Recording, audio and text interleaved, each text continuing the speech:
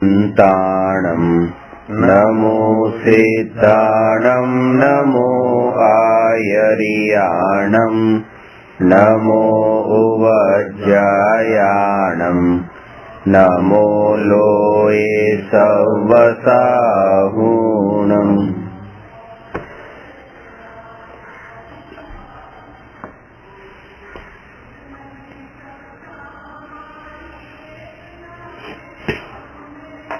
प्रश्न नंबर 111 શું દ્રવ્ય કર્મમાં રંગ હોય છે?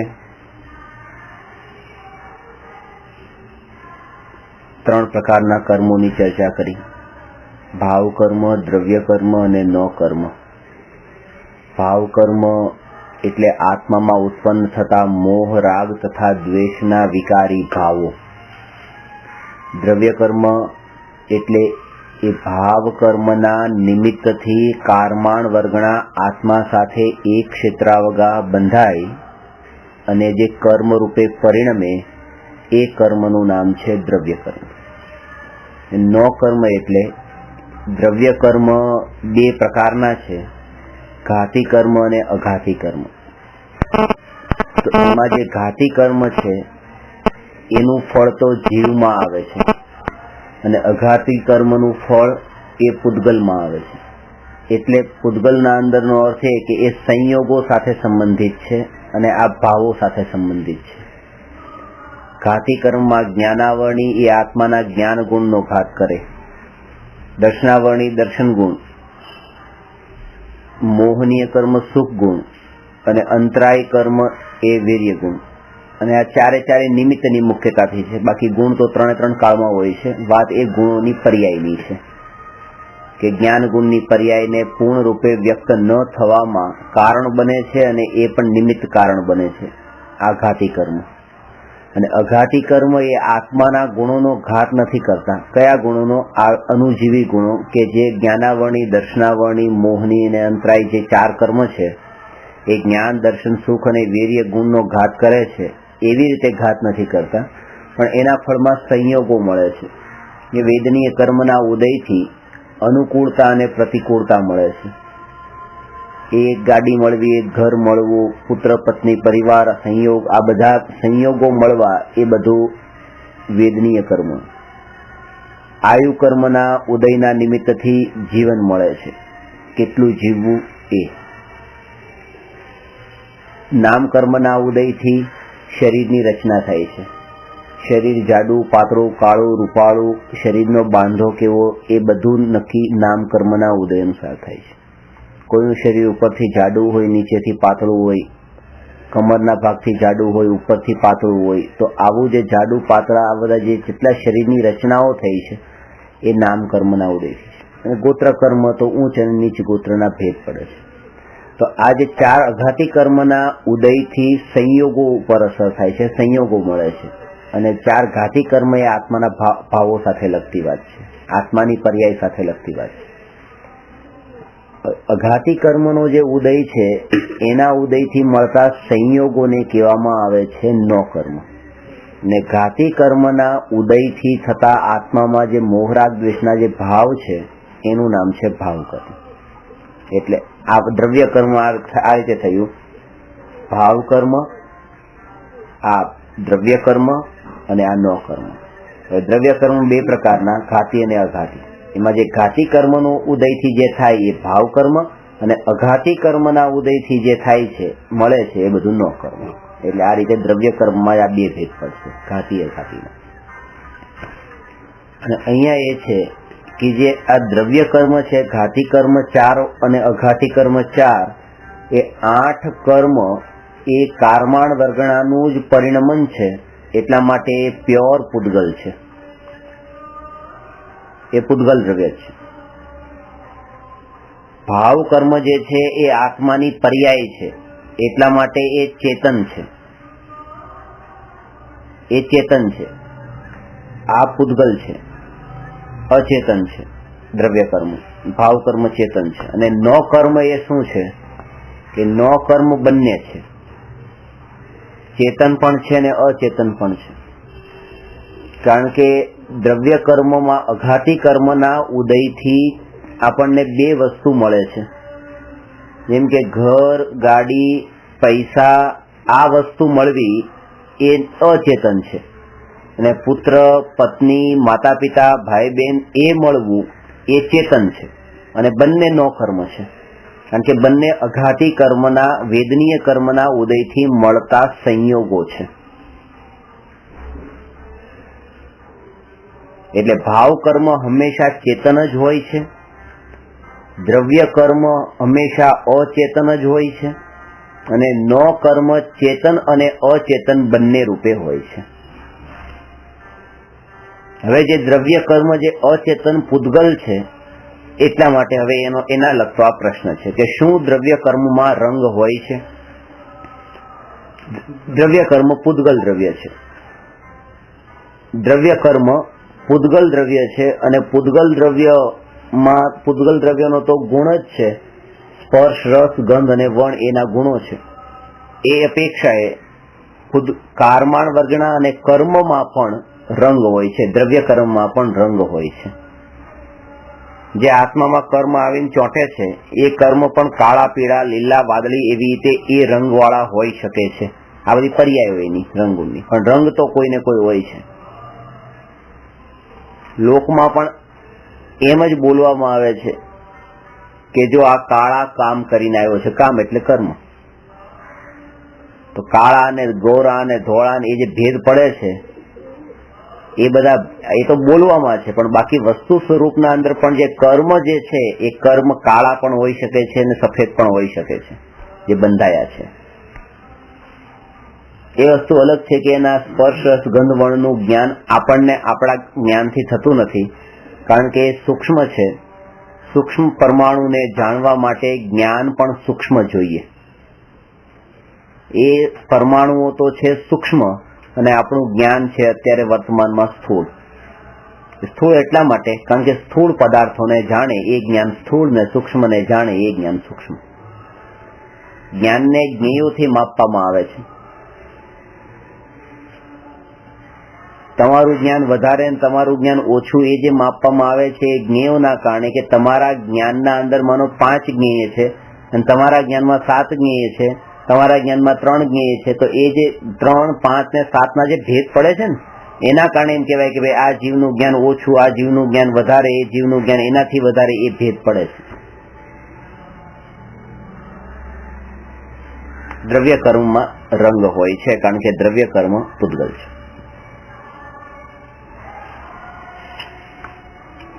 પ્રશ્ન નંબર 112. પૂર્ણ સુખ ક્યારે પ્રગટ થાય છે?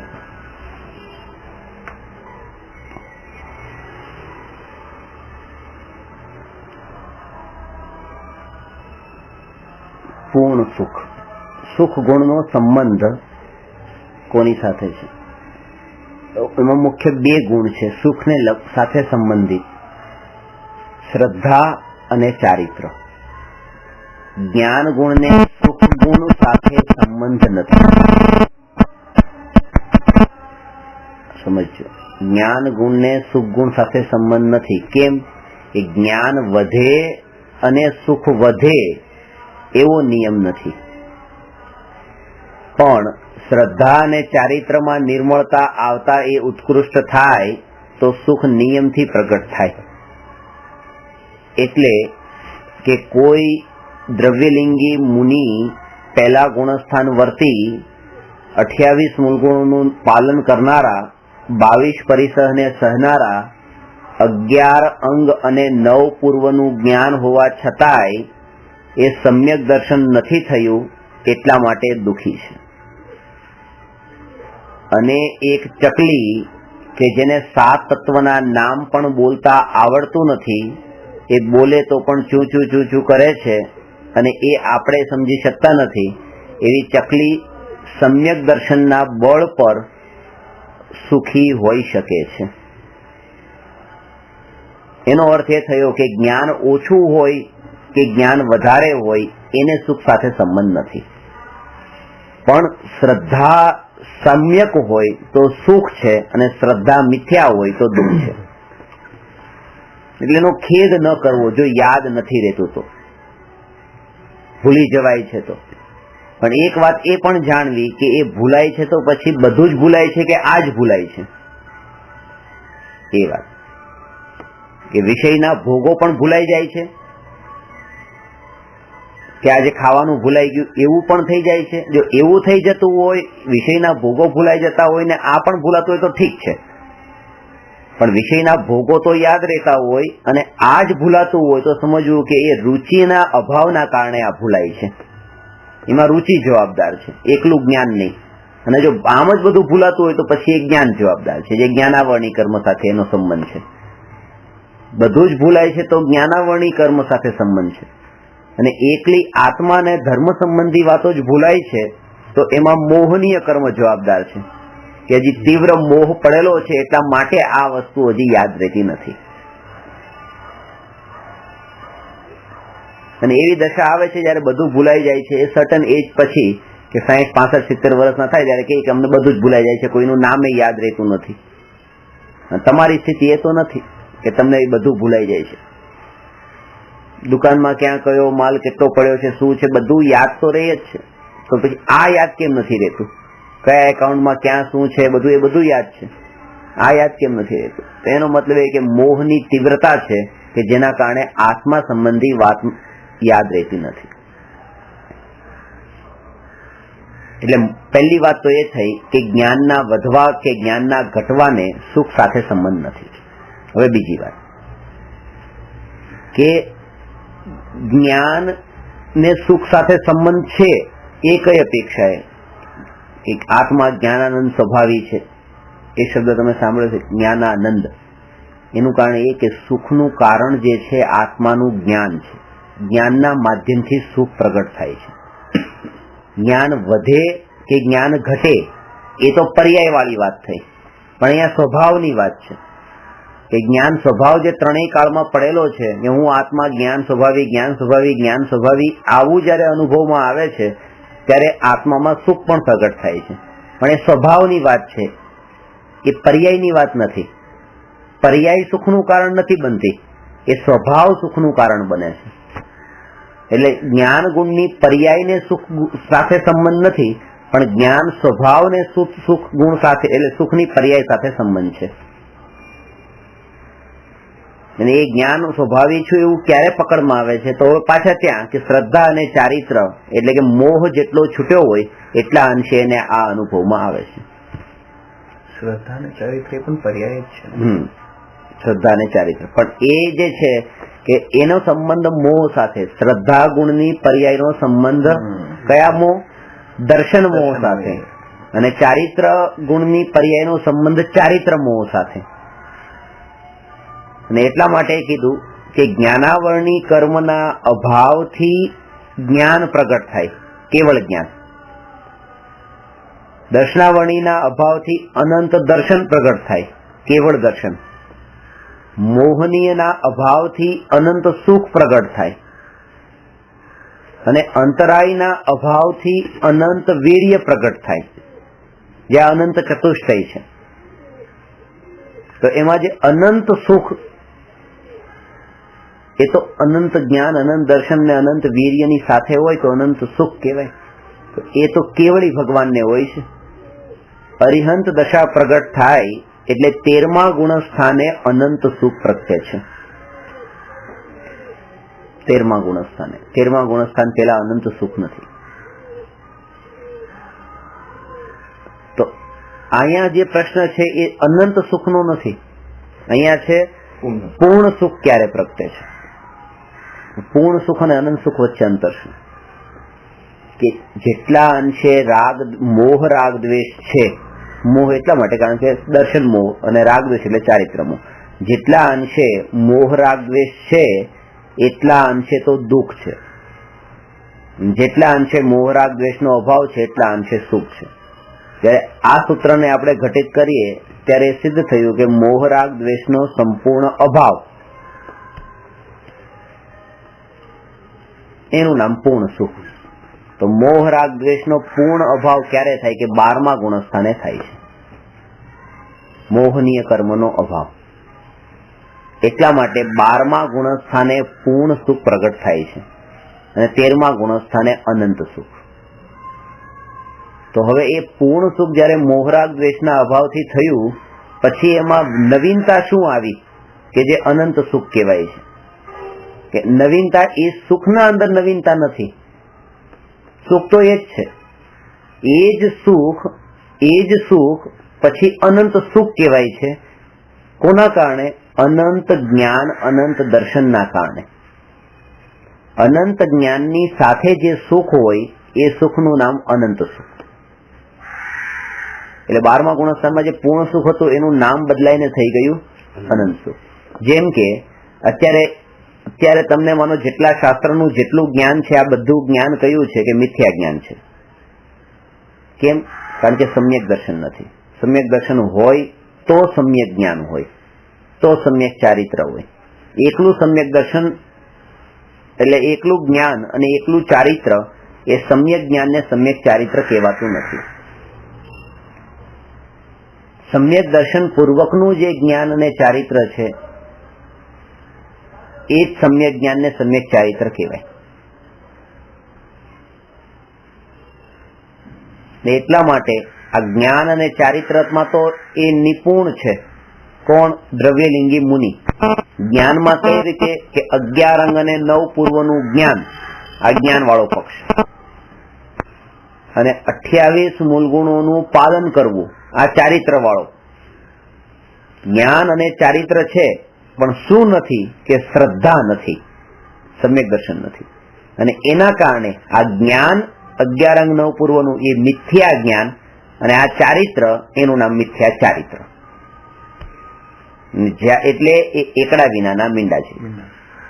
તો આ પરિસ્થિતિ કેમ આવે? આટલું જ્ઞાન હોવા છતાં પણ આને શ્રદ્ધા કેમ બેસતી નથી? શ્રદ્ધા વગર તો ચારિત્રમાં આવે જ નહીં. એ શ્રદ્ધા એટલા માટે થતી નથી કારણ કે ત્યાં જઈને બહુ મોટો અર્થનો અનર્થ થઈ જાય છે, બહુ મોટા ભ્રમમાં પડી જાય છે, અને પૂર્વે જે સ્થિતિ હતી એનાથી પણ ખતરનાક સ્થિતિ થઈ જાય છે.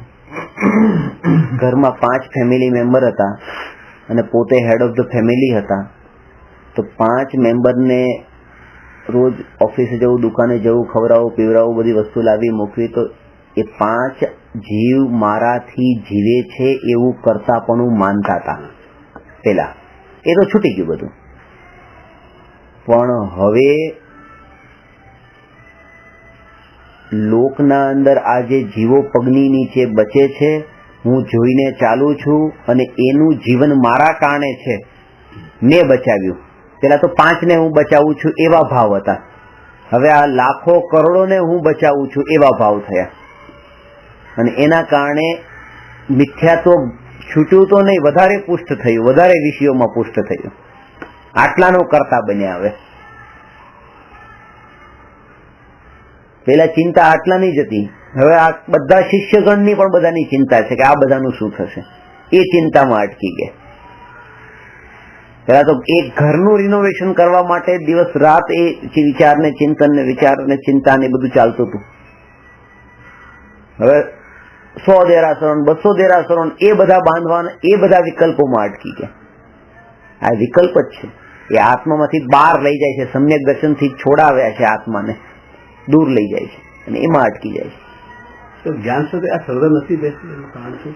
એટલું જ્ઞાન હોય, એટલું બધાને સમજાવે, પોતે નથી સમજી શકતા. લક્ષ્ય નથી બદલાણું ને, લક્ષ્ય નથી બદલાણું. એ સમજાવવાનું લક્ષ્ય શું છે, કયા લક્ષ્ય કે છે કે આજે હું બરાબર વાંચું છું, બધા શાસ્ત્રોને વાંચ્યા એટલા માટે કે આ વાત આજે મારે તમને સમજાવવાની છે. જો એ રીતે હું વાંચું છું તો એમાં લક્ષ્ય તો મારું મારે આત્માનું કલ્યાણ કરવું છે નથી, બીજાને સમજાવવું છે. એના માટે 50 શાસ્ત્રોના રેફરન્સ તૈયાર કરીને રાખ્યા, પણ એ કોના માટે? મારે પ્રેક્ટિકલમાં ઉતારવા છે એટલે નહીં, પણ બીજાને સમજાવી દેવા છે. સમજાવી દઉં એટલે પૂરું કામ થઈ ગયું મારું. આજનું એમ ના થવું જોઈએ.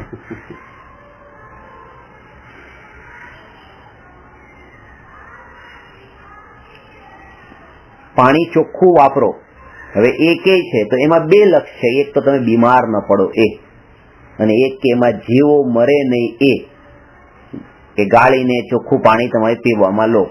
તો ડોક્ટર લોકો જે કહે છે એમાં જીવો મરે કે બચે એને એનાથી મતલબ નથી. તમારા પેટમાં એ જીવજંતુ વાળું ન જવું જોઈએ, એનું જે થાય એ થાય. અને અહીંયા મુખ્યતઃ એની પણ છે પાછી કે અમારું તો ઠીક છે પણ સાથે સાથે એ જીવોની પણ રક્ષા થવી જોઈએ, એટલે પાણી ગાળીને પીવું.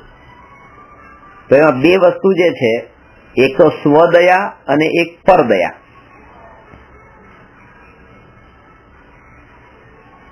તો લક્ષ્ય કયું છે, કયા લક્ષ્ય એ કરવામાં આવે છે એ મહત્વનું છે. એટલે જ કીધું ને કે મને કાંદાના ભાવ 80 રૂપિયા કિલો થઈ ગયા ખાવાનું છોડી દીધું, તો એમ નહીં કે એને પુણ્ય બંધાશે. એનું લક્ષ્ય એ થોડું છે કે એમાં જીવ મરે છે એટલા માટે છોડી દેવા છે. નથી મળતા એટલે છોડી દીધા. હા, એવું કઈ નથી. બધાને પુણ્ય બંધા, રેસ્ટોરન્ટમાં આપવાના બંધ કરી દીધા, કાંદા વાપરવાના જ બંધ કરી દીધા, તો બધા એવું કઈ નથી જૈન થઈ ગયું છે બધું.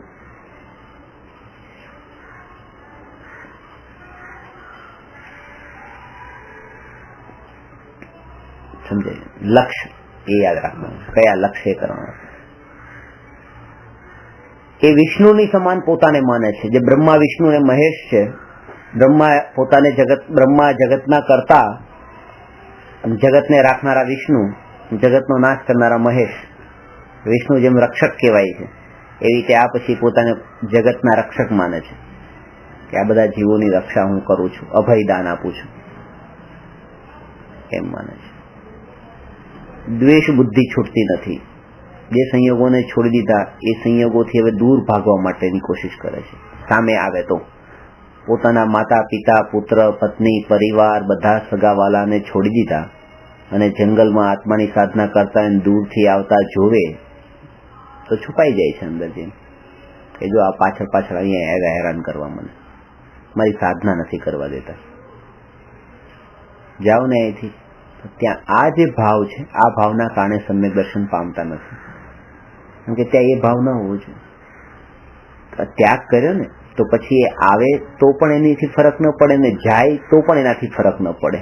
અને એવો સંભાવ જો ટકીને રહે તો સમ્યક દર્શન પામે.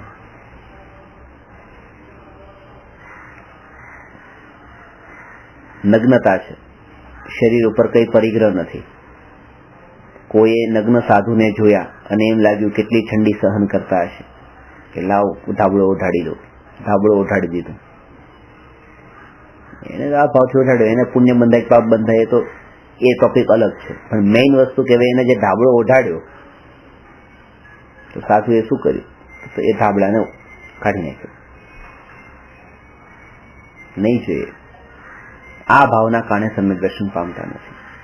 ત્યાં શું કરવાનું, ત્યાં એમ જાણે બસ આ એક ઉપસર્ગ છે અને એનો માત્ર મારે જાણનાર રહેવાનું છે. બુદ્ધિપૂર્વક તો છોડી દીધું, વિચારથી તો પૂરેપૂરું છોડી દીધું કે આ ત્યાગ કરું છું, પણ પાછળથી કોઈ જો નાખી દે તો એનો માત્ર પછી જ્ઞાતા છે, પછી ત્યાં ફેરફાર કરવા જતા નથી. આવી સ્થિરતા જો ટકીને રહે તો સમ્યક દર્શન રહે છે. ઉપસર્ગ તો એમાં ફેરફાર નથી કરવાનો. આ પરિસ્થિતિ જ્ઞાનથી થાય છે કે સહજ? આ પરિસ્થિતિ અંદરની પરિણતિ કેવી છે એના બળ ઉપર થાય છે. પરિણતિના બળ ઉપર કે તમારી અંતરની નિર્મળતા કેટલી પ્રગટ થઈ છે. જેટલી નિર્મળતા વધારે છે એટલો સંભાવ ત્યાં રહેશે. એ જ કસોટી છે, એ જ પુરુષાર્થ. અને એ તો જાણી જોઈને મનો ઉપસર્ગ કરનારા જે ખોટા સાધુને આવી રીતે તો પછી એ પોતાની જાળમાં લઈ લે છે. જે ખોટા છે એ ફસાઈ જાય છે ને. કોઈ પ્રલોભનો આપે, બહારની વસ્તુ બધી ભૌતિક વસ્તુ બધી બતાવે, સાધુ આવો આવો આગળની લાઈનમાં બેસો, આગળની લાઈનમાં બેસો, આવું બધું કે એ તો બહારના પદાર્થોની એવી રીતે લાલચ આપીને એવી રીતે એને વાળી દે છે માર્ગે. તમે અહીંયા એ કહે છે કે તમારા ભાવમાં તમે સ્થિર રહો. તમારી સામે નિમિત્ત આવે તો પણ તમારામાં એ રાગ દ્વેષનો ભાવ ન થવો જોઈએ, ત્યાં સંભાવ જ રહેવો જોઈએ. રાગ દ્વેષનો ભાવ થયો તો સામેવાળો તમને ગમે એ રીતેનો મિસયુઝ કરશે. તમને એના કારણે રાગ દ્વેષનો ભાવ થયો તો એને ખબર પડી ગઈ કે આને અસર થાય છે. છે ને લોખંડ ગરમ થાય તો પછી એને આપણે જેમ વાળવું એમ વાળી શકીએ. જો કોઈ તમને કોઈ ગરમ કરે તો ગરમ નહીં થાવ. જો ગરમ થઈ ગયા તો પછી તમને એને જેમ વાળવા હશે ને એમ તમને વાળી નાખશે, તમે ગરમ થયા તો.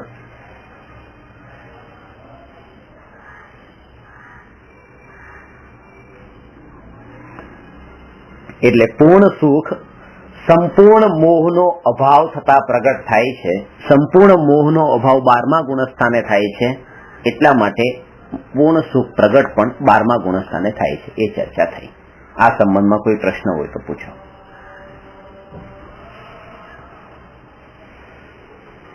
છે કઈ પ્રશ્ન?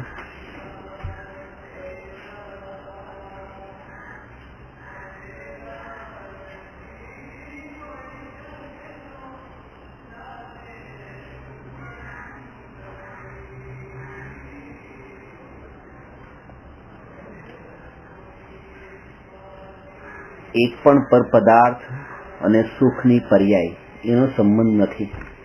એ જયારે ખબર પડે ત્યારે સીધું સુખ અને આત્મા, બસ એટલું જ રહે છે. સુખ અને આત્મા એટલે આ વસ્તુ સુખનું કારણ, આ વસ્તુ સુખનું કારણ, આ વસ્તુ સુખનું કારણ, એ અંદર પ્રતીતિમાં આવવું જોઈએ. પાછું અત્યારની ભૂમિકા ચોથા ગુણસ્થાન માટે પેલા શ્રદ્ધામાં આવે છે કે આ સુખરૂપ નથી. ક્રોધ થાય છે એ ક્રોધ સુખરૂપ નથી, અને ક્રોધથી મારું કાર્ય થતું નથી, માનથી મારું કાર્ય થતું નથી, માયાથી મારું કાર્ય થતું નથી, અને લોભથી મારું કાર્ય થતું નથી. આ ચાર વાત ઉપર પેલા શ્રદ્ધા બેસે. હું તમારા પર ગુસ્સો કરું તમે મારું આ કામ કરી દીધું તો પેલા એને ત્યાં શ્રદ્ધા હોય કે આ ક્રોધથી થયું જ નથી, આ તો પુણ્યના ઉદયથી થયું છે, આ ક્રોધથી તો નવા બાંધ્યા છે. એવી જાગૃતિ, એનું ફળ તો જે આગળ મળશે. જયારે આ કામ થયેલું પણ બગડવાનું છે. આ ક્રોધથી નથી થયું. માનથી એમ પોતાને મોટો ને બીજાને નીચો બતાવવાની ઈચ્છા કરે છે, અને બીજો નીચો પડી જાય તો એમ માને જો સીધી રીતે રહીએ તો લોકો માન આપતા જ નથી, એટલે આ રીતે કરવું પડે તો માન આપે. માન કશાયથી, પણ એ તો પુણ્યના ઉદયથી માન મળે છે, અને આ ભાવના ફળમાં એ કર્મ બાંધે છે. માયાચારીથી કાર્ય સિદ્ધિ કરવા ઈચ્છે છે, કાર્ય સિદ્ધિ તો થાય છે ઉદય અનુસારે, અને માયાથી કર્મ બંધાય છે. મોટાભાગના વેપારીઓ એમ માનતા હોય છે અસંતોષ ધનવાન થવાનો ઉપાય છે, સફળ થવાનો. સંતોષ થઈ ગયો તમે આગળ ન વધી શકો. જેટલો લોભ વધારે એટલું ધન તમને વધારે મળે, પણ લોભથી તો પાપ બંધ થાય છે, અને ધન તો પુણ્યના ઉદયથી મળે છે. કોઈ લિંક જ નથી લોભને અને પૈસા મળવાને. લોભથી તો નિયમથી પાપ બંધ થાય છે. આવી જો શ્રદ્ધા થાય તો લાલચનો ભાવ જેમ જેમ ઓટોમેટિક એ દૂર થતો જાય આ શ્રદ્ધાના બળ પર. અને પુણ્ય તત્વની પણ શ્રદ્ધા થાય, અને પાપની પણ શ્રદ્ધા થાય કે આ ભાવ પાપનો છે અને પેલું તત્વ પુણ્ય છે.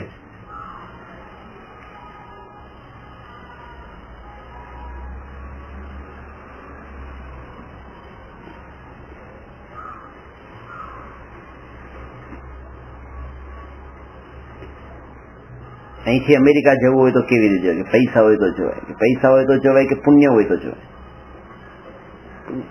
પૈસા તો પુણ્યથી જ આવે છે ને, ત્યાં જવું તો ઠીક. તો પૈસા તમારી પાસે હોય, પડવાનો કે ફ્લાઇટ ફૂલ થઈ ગઈ હોય, કઈ પણ હોય, એ ટાઈમે તમારું સિગ્નલ નડ્યું હોય, ફ્લાઇટ ચૂકી ગયા, એ ટાઈમે ન જઈ શકે. આ બધા ઘણા કારણો છે, બીજા પણ ન મળે. પૈસા ઘણા બધા હોય તો પણ, એટલે ત્યાં એક કર્મની થિયોરી જો એક શ્રદ્ધામાં આવી જાય તો વર્તમાનમાં થતા ભાવોથી એ બચી જાય, વિકારથી.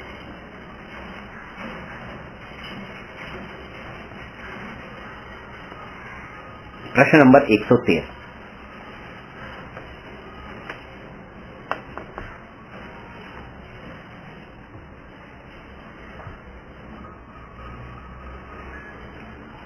લોકાકાશ ક્યાં છે?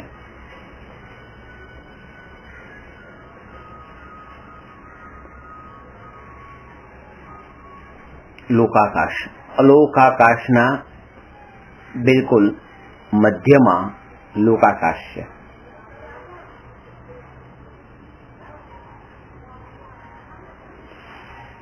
અને લોકાકાશના જે એનો આકાર છે, એટલે એ રીતે એ 8 બિંદુ જેમ મળે એવા આકારનું છે. એટલે આ 4 આમ અને બાજુમાં 4, એટલે આ રીતે ઉપરનું ચોરસ થાય છે, નીચેનું ચોરસ થાય છે. એવી રીતે એ લોકાકાશ છે,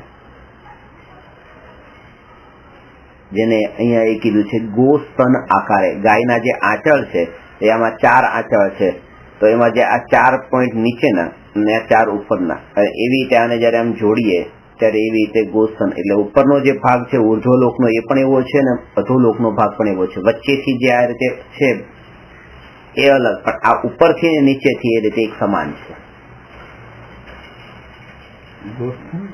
ગોસ્તન આકારે એમ આ 4 પોઈન્ટ નીચેના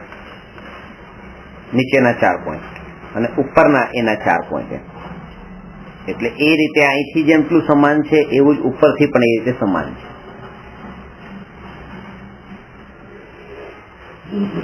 સમજાયું?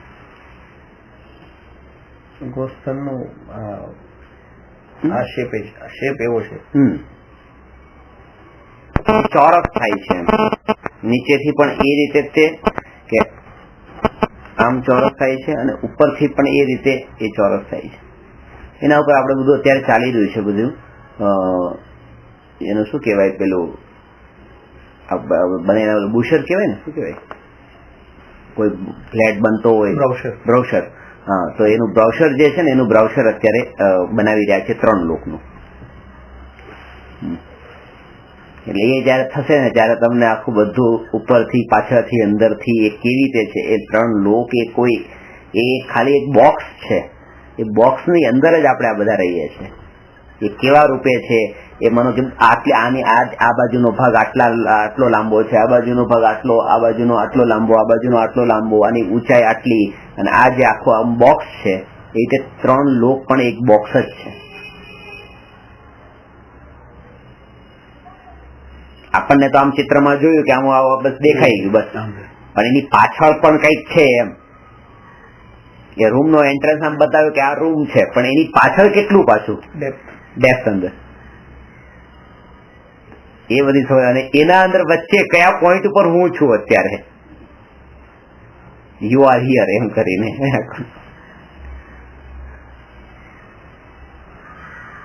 યુ આર હિયર અને યુ આર એવરીવેર.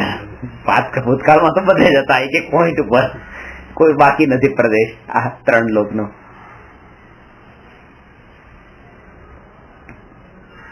એ થશે એટલે વધારે ક્લિયર સ્પષ્ટ સમજમાં આવશે, ત્યારે લઈશું. અને આનું હજી આગળ આવશે 600 ક્વેશ્ચન પછી વિસ્તારથી આવશે.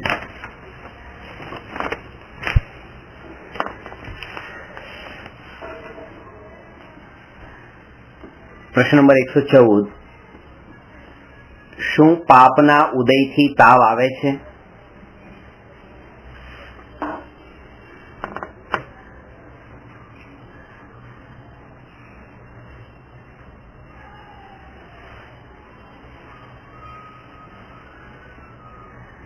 પાપના ઉદયથી તાવ આવે છે.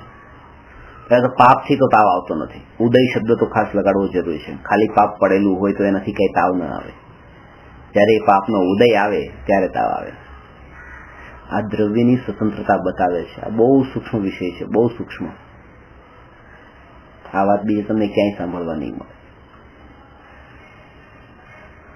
આટલી સૂક્ષ્મ વાત કે આ શરીર અને પુણ્ય અને અહીંયા આત્મા, અહીંયા 3 વસ્તુ છે. આ હાથ, અહીંયા પુણ્ય પણ છે અને અહીંયા આત્મા પણ છે. આ 3 વસ્તુ.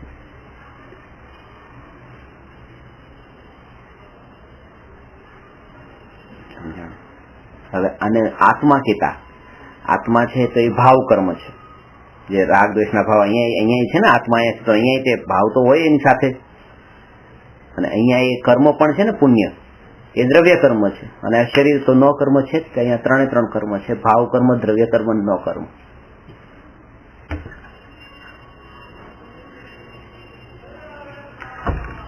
જ્યારે આ પુણ્ય નો ઉદય આવ્યો અને એ આત્મામાંથી નીકળી ગયો, 8 વાગે ઉદય આવે છે અને 8 વાગે આ શરીરના પરમાણુ ગરમ થાય છે, તાવ આવે છે. પાપના પરમાણુનો ઉદય આવે છે અને અહીંયા તાવ આવે છે. પાપનો ઉદય આવ્યો તાવ, એ વાત સાચી છે, પણ એ કઈ અપેક્ષાએ કે નિમિત્તની અપેક્ષાએ વાત છે. ઉપાદાનથી સ્વતંત્રતાની દ્રષ્ટિએ વાત કરીએ, દ્રવ્યાનુયોગની સ્વતંત્રતા એ છે કે પાપના જે પરમાણુઓ અને શરીરના પરમાણુઓ એ બંને એકબીજાથી જુદા છે, બંને એક નથી. અને શરીર જે ગરમ રૂપે પરિણમ્યું છે, ઠંડી પર્યાયમાંથી ગરમ પર્યાય રૂપે પરિણમ્યું છે, તો એ શરીર પરિણમ્યું છે. એ પાપના જે પરમાણુ છે એ ગરમ પર્યાય રૂપે નથી પરિણમ્યા, એ તો ગયા ઉદયમાં આવીને. અહીંયા જે ગરમપણું છે, ગરમપણું તો શરીરનું છે, કર્મનું ગરમપણું નથી. અને આ ડેફિનેશન યાદ રાખવાની પછી કઈ યહ પરિણમતી સકર્તા, જે કાર્ય રૂપે પરિણમે છે એ કાર્યનો કર્તા છે. તો આજે તાવ રૂપ પરિણમન થયું, તાવ શરીરનું ગરમ થવા રૂપ પરિણમન થયું, એનો કર્તા કોણ? એ કોના કારણે થયું? કે એનો કરનારો આ શરીર, એ પૂતગલ પોતે જે પરિણમ્યા છે ગરમ થવા રૂપે. પણ પાપ ગરમ થવા રૂપે પરિણમ્યું નથી એટલે એનો કરતા નથી. અને પાપના કારણે તાવ આવ્યો એમ માનવું એ એના બરાબર છે કે તમે મને વધારે આગળ કરીને ખવડાવ્યું એટલે મને તાવ આવી ગયો. એમ નિમિત્ત ઉપર આરોપ મૂકવો એ જેટલો દોષ છે એવો જ દોષ પાપના ઉદયથી મને તાવ આવી ગયો એ એટલો મોટો દોષ છે, કારણ કે બંનેમાં નિમિત્ત ઉપર દોષ નાખ્યો છે. જે દ્રવ્યની સ્વતંત્રતા સમજે છે એ એમ જ માને છે કે એ સમયે એ પૂતગલનું એ રૂપ જ પરિણમન થવા યોગ્ય છે અને એમ થયું છે, બસ પાપનો ઉદય એમાં હાજર છે અને આ ભાઈનો આગ્રહ પણ એમાં હાજર છે. નિમિત્ત છે બે, પાપનો ઉદય અંતરંગ નિમિત્ત છે ને આ ભાઈનો આગ્રહ છે બહિરંગ નિમિત્ત છે. થવા યોગ્ય થયું છે, થવા યોગ્ય થયું છે.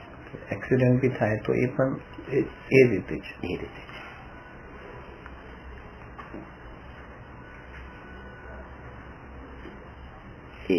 તો પછી એ પરમાણુમાં કઈ નથી, એ પરમાણુ તો ગયા. એ એક્સિડન્ટ થયું, પાપનો ઉદય છે, એક્સિડન્ટ થયું. હવે જે પાપના પરમાણુઓ જે છે ને એ શરીરમાંથી નીકળી ગયા અને તમને અહીંયા વાગ્યું. હવે જે વાગ્યું છે, લોહી નીકળ્યું, તરત જ તમને મલમ લગાડવામાં આવ્યો.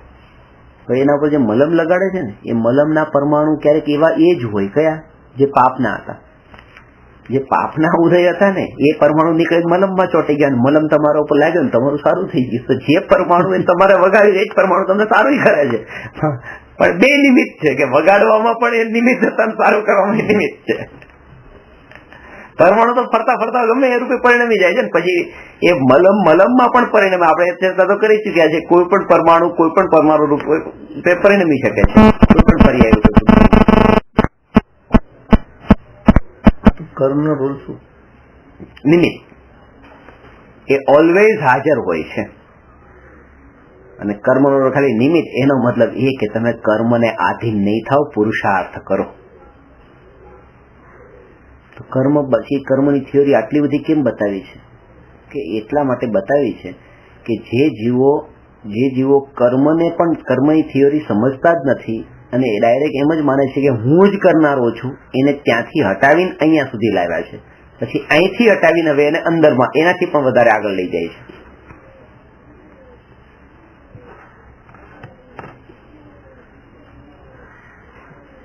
સ્ટેપ છે.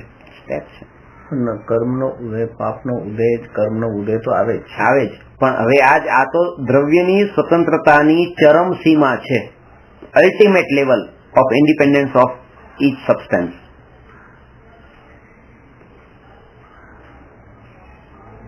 એક પરમાણુની સ્વતંત્રતા છે એ બતાવવા માંગે છે. અને આ જેને સમજમાં આવે પછી આ જે કર્મના ઉદય ને બધું પછી બહુ નોર્મલ લાગે. ત્યાર પછી એની પહેલી દ્રષ્ટિમાં એ જ આવે બસ આ એનું સ્વતંત્ર પરિણામ. હવે ઉદય ઘટી, આ લાઈટ અત્યારે લાલ લાલ લાલ લાલ લાલ લાલ લાઈટ થઈ રહી છે. હવે કોના ઉદયથી થઈ રહી છે? કોના ઉદય? અરે આ પરમાણુની પર્યાય ત્યારે વર્તમાનમાં આવી છે, બસ મારે હવે કોના ઉદય મારે શું લેવા દેવા. તો તરત જ એ વસ્તુની સ્વતંત્રતા કે આ શરીરના પરમાણુઓ ત્યાં ઠંડામાંથી ગરમ થયા, બસ એ પરમાણુની અત્યારે. કારણ કે ઘણા પરમાણુઓ ઉદય વગર ગરમ ઠંડા થાય છે કે નહીં. સુમેરુ પર્વતના પરમાણુ અત્યારે ગરમમાંથી ઠંડા થાય છે, તો એમાં કોનું નિમિત્ત છે? કોના કયા કર્મ નિમિત્ત છે? કઈ નહીં. એ વસ્તુની જેમ ત્યાં સ્વતંત્રતા લેવાની છે, એમ આને પણ સુમેરુ પર્વતની જેમ દૂર ના સમજો, અને એમ સમજો ઓટોમેટિક થઈ રહ્યું છે.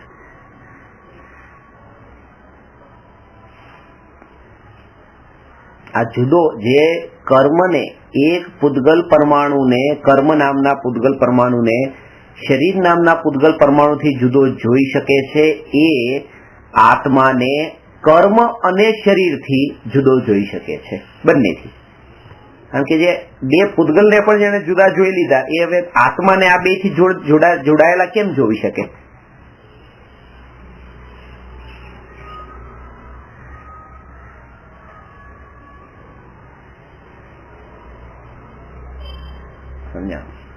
તમે બે સગા ભાઈ છો, સગા ભાઈના બે ઘર છે, બે ઘર તમારા બે ના ઘર જુદા જુદા છે, એ મેં જાણી લીધું.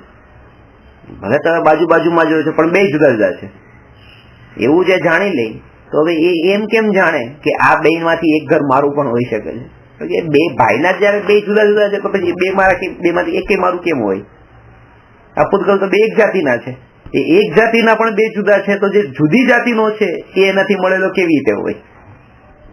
એ જાણવાનું છે. કર્મનો, પાપનો ઉદય અને આ શરીરનું ગરમ થવું, આ બે સ્વતંત્ર છે.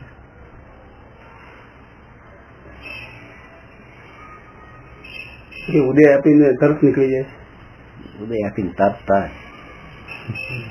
એક સમય, એમ નહીં કે થોડું પછી એમ ચા પાણી નાસ્તો કરીને જઈએ, સંયોગો કરાવી જાય, સંયોગોને આધીન મૂકીને જતા રહે, નીકળી જાય. અને પછી બીજા સમયે સંયોગો પડ્યા, પછી બીજા સમયે ઉદય છે. આ વસ્તુ બહુ સૂક્ષ્મ સમજજો, બહુ સૂક્ષ્મતાથી સમજજો. આ ફોન તમે આજે ખરીદ્યો, 9 વાગે ખરીદ્યો, 9 વાગે તમારો પુણ્યનો ઉદય, માનો કે 10 પુણ્ય તમારા 9 વાગે ખાલી થયા અને તમને આ ફોન મળ્યો. હા, પુણ્ય તો ગયા અને ફોન મળી ગયો. હવે કે 9 વાગ્યાને હું સમય નથી કહેતો, સેકન્ડ કહું છું, સમજજો, પણ સમજી લેજો સમય. 9 વાગ્યાને 1 સેકન્ડે, 9 વાગ્યાની 2 સેકન્ડે, 3 સેકન્ડે, 4 સેકન્ડે આ ફોન તમારી પાસે છે. પુણ્ય તો જતું જ ને, પુણ્ય તો ઉદયમાં આવી નીકળી ગયું, પણ આ ફોન છે. એમ નહીં સમજતા. 9 ને 1 સેકન્ડે પણ આ હજી પુણ્ય ખર્ચાણું, 9 ને 2 સેકન્ડે પણ પુણ્યનો ઉદય, 9 ને 3 સેકન્ડે પણ પુણ્યનો ઉદય, 9 ને 4 સેકન્ડે પણ પુણ્યનો ઉદય. એવરી મોમેન્ટ પુણ્યનો ઉદય છે. આ ફોન તમારી પાસે છે ત્યારે એવરી મોમેન્ટ ખાલી થઈ રહ્યા છે પુણ્ય. એવું નહીં કે જયારે ખરીદ્યા ત્યારે જ ખાલી થયા. અને એટલા માટે જ્ઞાની એમ જાણે છે ને, એટલે જ કે ભાઈ આ પુણ્યથી તો મને મળી ગયું, પુણ્ય તો ખાલી થઈ ગયા, હવે શું ભલે પડ્યું કે નહીં. એવરી મોમેન્ટ ખાલી થાય છે, એટલે જેટલું જલ્દી બને એટલું છોડી દઉં, તો એટલું પુણ્ય મારું પછી વધારે ખાલી ન થાય આ ભોગોના અંદર. આપણે આપણો એ પણ છે, તો આપણે છોડી પણ નથી શકતા. 10 ગાડી છે આપણી પાસે, કે 10 ફોન છે, અને આપણે એ આધીન નથી, એ પુણ્ય છે એટલે વાપરવું જ પડે છે. ના, તમે એમાં ભાવ છોડી દેવાના, ભાવ છોડી દો તો વસ્તુ છૂટી જાય. વસ્તુ છોડવાની જરૂર નથી. હા, ભાવ છોડી માનવા કે ભાઈ મારે લીધે છે કે હું એના મેન તો ભાવ જ. તમે એને જો બુદ્ધિપૂર્વક જેટલું ગ્રહણ કર્યું છે એટલું છોડો. એક વખત તમે સાધુ થઈ જાઓ, પછી ભલે રત્નોનો વરસાદ થાય, સમૂહ શરણ ને રચના થાય, એ બધું પછી. એક વખત તો સાધુ તમે થઈ જાઓ, તમે તમારા ભાવથી બધું છોડી દો, પછી પુણ્યના ઉદય આવે ને બધી વસ્તુ, બધી સમૂહ શરણ મળે, રત્નોના વરસાદ એ થાય, તો એ ભલે થાય. અહીંયા આપણે છોડ્યા પેલા રત્નોના વરસાદ જોઈએ છે, તો એ ન ચાલે. એનું નામ તો પાપ છે. ઉપયોગમાં જોડાવવો જોઈએ. બુદ્ધિપૂર્વક છોડી દેવાનું. ઉપયોગ ન જોડાવાનો અર્થ એમ પણ નહીં કે મારા ભલે ઘરમાં ઘણી બધી વસ્તુ છે, મારે શું લેવા દેવા, એમ નહીં. મારા ઘરમાં વસ્તુ બધી જેટલી બુદ્ધિપૂર્વક ગ્રહણ કરેલી છે ને, એક વાત એ બધી છોડી દો. કારણ કે અંદર તો પછી પડેલી જ છે. ઉપયોગ ન જોડાયેલો એટલે ખાલી પડેલી રાખવાની, એ તો ખાલી એમ કે ભાઈ આ વસ્ત્ર પહેરેલા છે બસ ઉપયોગ ન જોડાવો જોઈએ, એમ નહીં. આને મેં ગ્રહણ કર્યા હતા એ ઉપયોગથી ગ્રહણ કર્યા હતા, તો ઉપયોગ તો અંદર જોડાયેલો પડ્યો જ છે, પરિણતિ તો મારી એના અંદર પડેલી જ છે જ્યાં સુધી આ છે.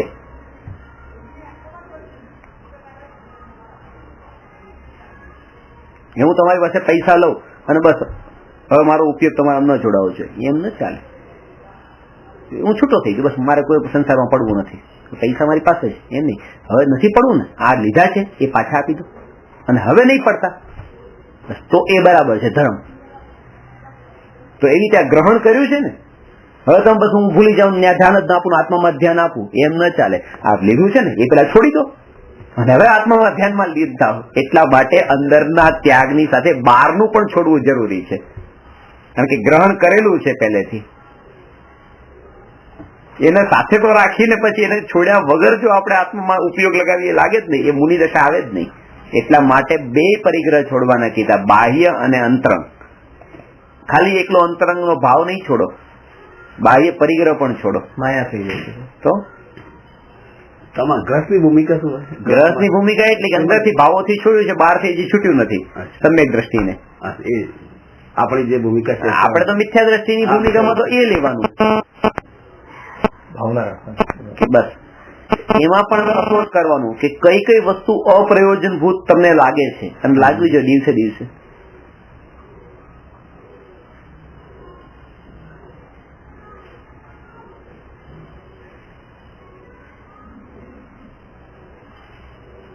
આમાં તો આવું છે સાહેબ, ઘરમાં 10 માણસ રહેતા હોય, હવે જે વસ્તુ આપણે ના સારી લાગતી હોય એટલે લાગતી હોય, હા તો આપણે એમાં આપણો રોલ બસ બરાબર છે. એટલે તમે તમારો અધિકાર જેટલા પૂરતો છે એટલું તો તમારે વ્યવસ્થિત રાખવું. એટલે એના અંદર તમારો કંટ્રોલ. માનો કે કબાટમાં તમારા પણ કપડા હોય ને વાઇફના પણ કપડા હોય, તો વાઇફના કપડા ઉપર તમારો અધિકાર નથી, એમને જેટલા રાખવા એટલા રાખે, પણ તમે તમારા લિમિટેડ રાખો, તમારો અધિકાર. અને એ તમારા એના જ કારણે તમને કર્મ બંધાય છે. પછી ઘરના અંદર બીજી બધી વસ્તુ ઘરવાળા લાવીને મૂકે, એના કારણે તમને કોઈ કર્મ નહીં બંધાય. હું અહીંયા બેઠો છું ને આટલા આ ટેબલ ઉપર તમે આટલા 4-4, 5-5 ફોન મૂકી દો, મને શું કર્મ બંધાય? હું શું લાવ્યો છું, મારું શું ભેગું કરેલું પડ્યું છે, બસ એનાથી મને બંધાય છે. તમે જે ગ્રહણ કરવાનો ભાવ કર્યો છે ને જેને ગ્રહણ કર્યું છે, બસ એનાથી, આ વ્યવહારથી.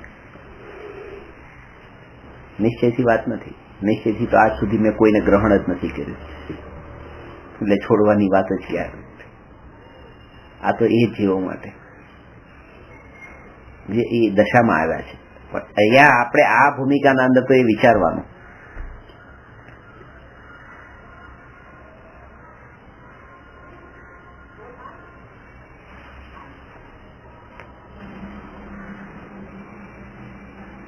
સમેટ આવવું જોઈએ. ઇન શોર્ટ ઓછું થવું જોઈએ ડે બાય ડે, અને આનંદ વધે. જેટલું સમેટે એટલો આનંદ વધે તો સમજવું કે હજી બરાબર માર્ગે છે. સમેટતો જાય ને દુઃખી થતો જાય, અરે પેલા તો આના કરતા સારી સ્થિતિ હતી ને અત્યારે તો હવે તકલીફ પડે છે, એમ નહીં. સમેટવામાં આનંદ તો છે.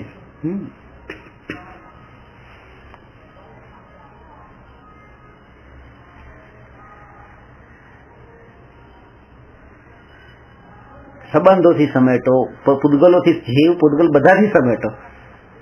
અનનેસેસરી તમારા કોન્ટેક્ટ છોડી દો, તો કોન્ટેક્ટ છોડો તો એના સાથે તમારા વિકલ્પો પણ એટલા અટકી જશે, એટલા રાગદ્વેષ અટકી જશે, એટલો તમારો સમય બચી જશે.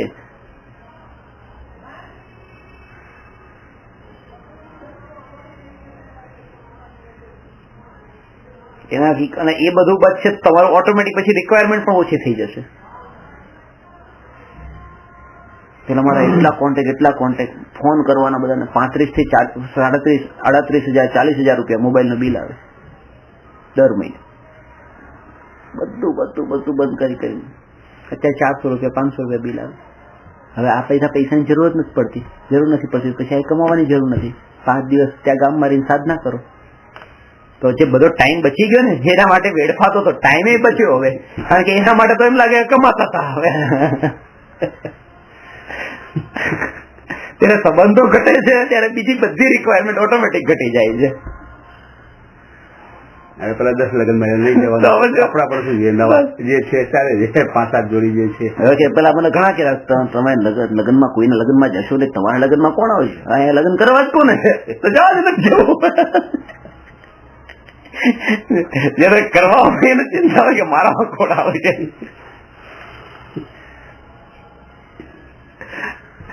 એટલે જયારે તમારી પોતાની સ્થિતિ એવી આવી જાય ને સમેટવા વાળી, ત્યારે બહારના નિમિત્તો તમે ઓટોમેટિક એનાથી છૂટી જાઓ છો.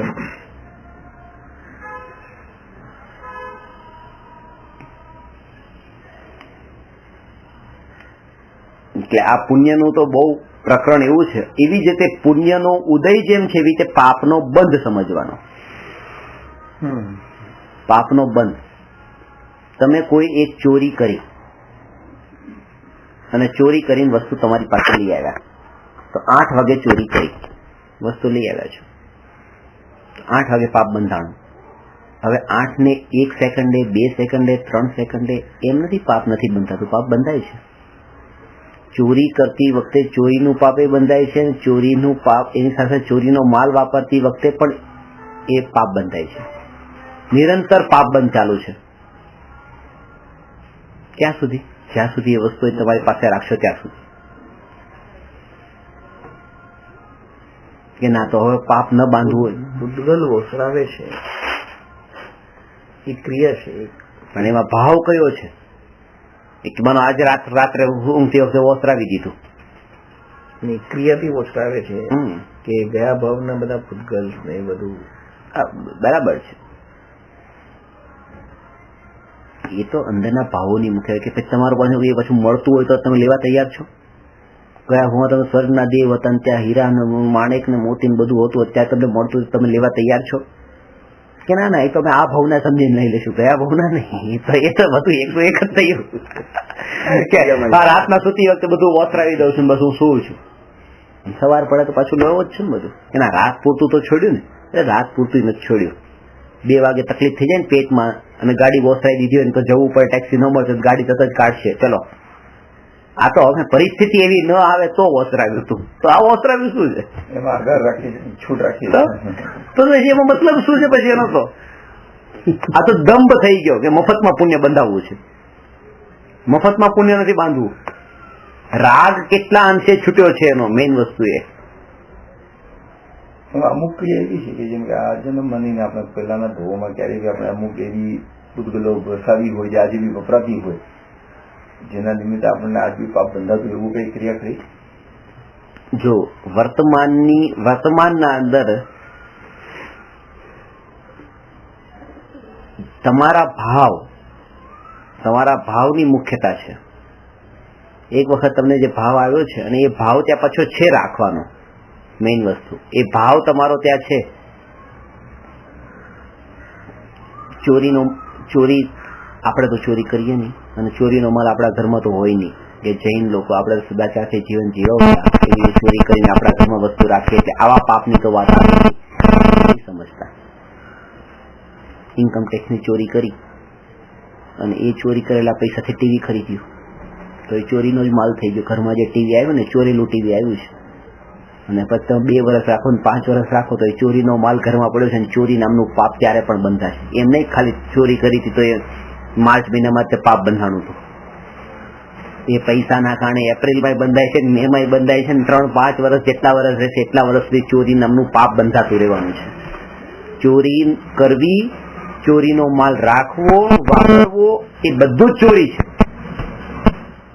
આપણે ખબર જ નથી પડતી. આપણને એમ કે બસ એ પાપ કર્યું હતું જતું રહ્યું, બસ એના બદલામાં સાંજે પ્રતિક્રમણ કરી લીધું, પાપ ધોવાઈ ગયું. એમ નથી થતું. જેટલી જાહો જલાલી ભોગવવામાં આવતી હોય ખાલી 1 નંબરથી તો આટલી મોટી જાહો જલાલી ન હોય, 2 નંબરના વધારે હોય તો જાહો જલાલી બધો ચોરીનો માલ સમજવાનો. એના તીવ્રતા એટલી સમજવાની ઇન્કમ ટેક્સની ચોરી. અરે હવે આપણી વાત આવે ને એટલે પછી તીવ્ર મનના ભેદ પડ્યા. કોઈને ચાકુ દેખાડીને જ પૈસા ખેંચી લેવા કે પછી બંદૂક દેખાડીને પૈસા ખેંચી લેવા કે આમ માલાફો મારીને ખેંચી લેવા કે આમ પ્રેમથી લઈ લેવા, એ ભેદ આપણે આવું તો આપણે કરતા નથી. એટલે એ તો બધું એક સર્કિટ છે. અહીંયા ભેદ પાડો. એટલે વ્યવહારમાં ના આવે, વ્યવહારમાં ભરવું એ વ્યવહાર આવે. ઇન્કમ ટેક્સ પૂરેપૂરો ભરવો એ વ્યવહાર આવે. અને જયારે તમે આટલા કમાવો છો તો એના બદલામાં તમને આટલા માંગે છે ને. કાલે જે ઓફિસરની સાથે બેઠા હતા કમિશનર લેવલ, ત્યાં એને એ જ વાત કરી, ધર્મની ચર્ચા ચાલી ને ત્યારે એ જ વાત કરી, શું તમે ધર્મી છો?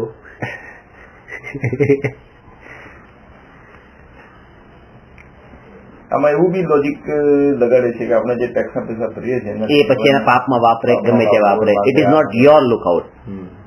આપણે ડ્યુટી છે કે જે દેશમાં રહેતા હોય તે રીતે બસ તમારે. અરે તમારે તો એ ડ્યુટી છે કે તમારા ત્યાં મુસ્લિમ વર્કર કામ કરે છે ને કાલે આવતીકાલે ઈદ છે ને આજે તમારી પાસે પૈસા માંગે છે એડવાન્સમાં કે મને આપો, અને તમને ખબર છે કે આ પૈસા એ બકરા કાપવામાં વાપરવાનો છે. તમારી ડ્યુટી છે, તમારે ત્યાં કામ કરે છે એના તમે આપો છો એડવાન્સમાં આપો. કોઈ બીજું એક્સપાયર કોઈ પણ કામ કરતો એડવાન્સમાં માંગે તો બધાને આપતા હોત તો પછી એને આપવા જોઈએ. તમને પાપ નહીં લાગે.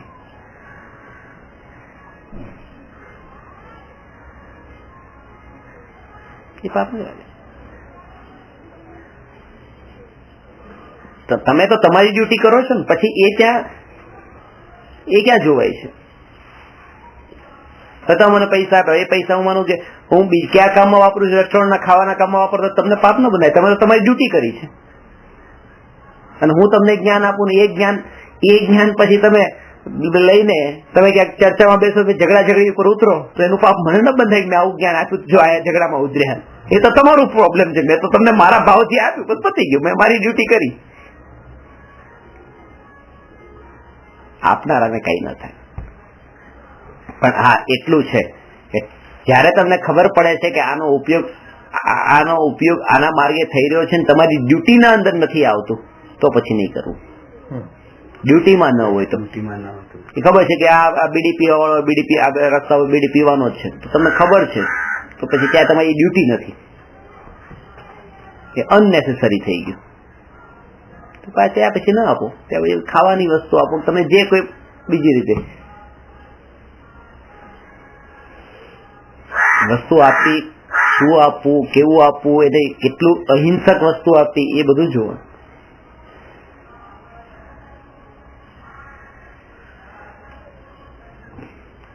બહુ સૂક્ષ્મ છે, બહુ નથી બચી શકતા. તો આમ લાગે છે તો આપણે નથી એક જગ્યા નથી બચી, જગ્યા જ નથી લાગતી જ્યાં બચી છે. આપણે અત્યારે ઉમરામાં 500 લોકો સાંભળવા માટે આવે તો રોજ રાત્રે એમને પ્રભાવનામાં કંઈક પેલા પાર્લેના બિસ્કીટ ને એવું કંઈક આપતા, બિસ્કીટના પાકેટ 4 રૂપિયા 5 રૂપિયા આપતા. પછી એમ થયું કે આ પણ હિંસક બધી વસ્તુ છે, અભક્ષ વસ્તુ, એવી શા માટે આપી? બધાને શાકભાજી આપી દઈએ છીએ, 500 ગ્રામ શાકભાજી એક પેકેટના અંદર બનાવીને આપી દેવાની. તો એ બધાને જેટલા આવે બધાને કામમાં આવી જાય, બીજા દિવસે વાપરવામાં આવી જાય એવી વસ્તુ આપી જેને ઉપયોગમાં આવે ને.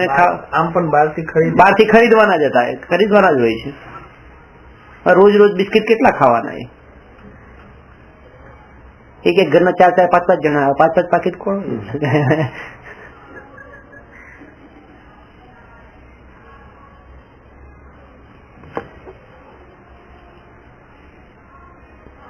ભાવનું છે બસ.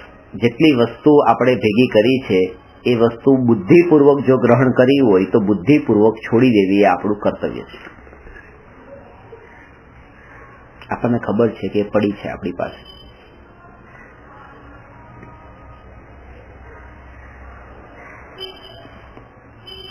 જે કોને આપવી એમાં બે ભેદ પડશે. કોઈને આપવી છે કે તમારે ત્યાગવી છે, તમારે દાન આપવું છે કે એનો ત્યાગ કરવો છે. તો દાનમાં આપવી હોય તો કોઈ થર્ડ પર્સનની એટલે કોઈ બીજા પર્સનની જરૂર છે, અને જો ત્યાગ કરવો છે તો મૂકીને જતા રહો. બસ આજથી હું આનું છોડું છું. એનું નામ ત્યાગ છે અને પેલા નામ દાન છે. ત્યાગ ઊંચો, ત્યાગ ઊંચી વસ્તુ, ત્યાગ ધર્મ છે, દાન પુણ્ય છે. ત્યાગ 3 લોકની સંપત્તિ નો થઈ શકે છે અને દાન પોતાની પાસે જે હોય એનો જ થઈ શકે. આખા 3 લોકની સંપત્તિનો ત્યાગ દાન ન થઈ શકે. પોતાની તિજોરીમાં હોય એનું દાન અપાય અને બીજાની તિજોરીનો ત્યાગ કરી શકાય? બહુ આગળ એક પ્રશ્ન આવે છે, 20-25 પોઈન્ટ છે દાન અને ત્યાગ વચ્ચેનું અંતર. પોતાનું હોય એ જ અપાય ને, એનું દાન કહેવાય. એનું દાન કહેવાય. પોતાનું કઈ પોતાનું હતું નહીં, આપી દીધું. પોતાનું શું છે? કઈ નથી. જ્ઞાનનું દાન આપીએ છીએ, જ્ઞાનનું દાન આપીએ છીએ, પણ જ્ઞાનનો ત્યાગ નથી કરતા.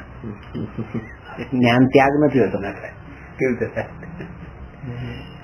આપણું કઈ છે નહીં તો દાન તો સવાલ જ નથી કે અપાય. એ વ્યવહારથી વાત કરે છે. આપણું જે કીધું ને કે તમારી તિજોરીમાં હોય એ તમારું અને બીજાની તિજોરીમાં બીજાનું, તો તમારું તમે હોય એ દાનમાં આપો, એ વ્યવહારથી વાત કરે છે કે આ તમારું વ્યવહારથી છે. એ વ્યવહારના ભેદ તો છે જ. વ્યવહારના ભેદ માનો કે આ વસ્તુ તમારી છે, આ વસ્તુ તમારી છે, આ વસ્તુ મારી છે. હવે આ તમારી છે, આમ તો કોઈનું કઈ નથી, આ તમારું નથી, આ તમારું નથી, લાવા લઈ લો. તો ચોરી નામનું પાપ જ નહીં રહી. આ ચોરી નામનું પાપ કેમ છે? કારણ કે આ બીજાનું છે, આ મારું છે. આ લવ તો ચોરી નથી ને આ લવ તો ચોરી છે. ચોરી નામનું પાપ ત્યારે ઉભું થાય છે જયારે કોઈ વસ્તુને કોઈની કહીએ છે, ત્યારે એ સંબંધ જોડીએ છે, વ્યવહાર હોય છે, ત્યાં ચોરી નામનું પાપ છે. વ્યવહાર હોત જ નહીં તો ચોરી પણ ન હોત. વ્યવહારથી આ પત્ની મારીને આ પત્ની પારકી, એવો જે ભેદ કર્યો છે, હવે કોઈ પત્ની બધી પત્ની સરખી, તો પછી કુશીલ જેવું કોઈ પાપ જ ન હોત. આ પાપ તો એટલે છે કારણ કે વ્યવહારથી આ પોતાની છે, વ્યવહારથી એ બીજાની છે. આ વ્યવહાર છે તો આ 5 પાપ ઉભા થાય છે. વ્યવહારની બહુ જરૂર છે. પછી એ છોડવાની પણ કેટલી જરૂર છે એ પણ બતાવ્યું છે. આ મારું છે ને આ તમારું છે, તો આ મારું જિંદગીભર તમારી પાસે રાખવું છે કે ના, આ એ છોડી દેવું છે બસ. તો આને પારકું માનવું છે ને આની જેમ કે હા બસ, એટલા માટે આ વ્યવહાર છોડવા જેવો છે.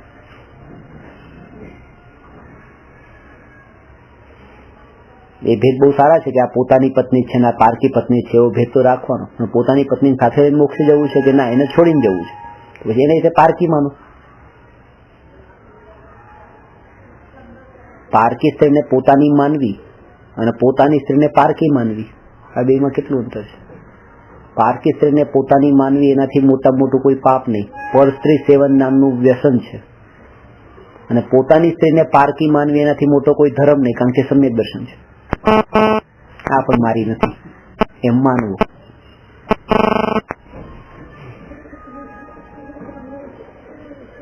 વાત બહુ સીધી છે પણ એ તો માનવામાં વિચાર કરજો એને. પારકી સ્ત્રીને પોતાની માનવી એનાથી મોટું કોઈ પાપ નહીં, અને પોતાની સ્ત્રીને પણ પારકી માનવી એનાથી મોટો કોઈ ધર્મ નહીં. વ્યવહારમાં લેવાનો, નિશ્ચયમાં લેવાનો. નિશ્ચય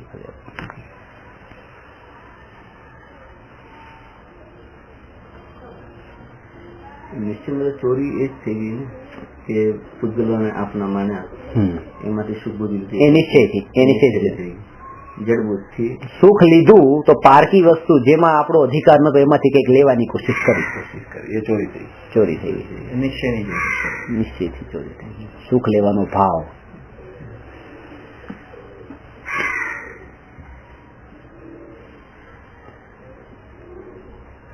આવી ચોરી તો નિરંતર થઈ રહી છે. કોઈના ઘરે ગયા કોઈ વસ્તુ જોઈ, અરે હા બહુ સરસ છે, ચોરી કરીને આવતા છે એવું લાગતું જ નથી.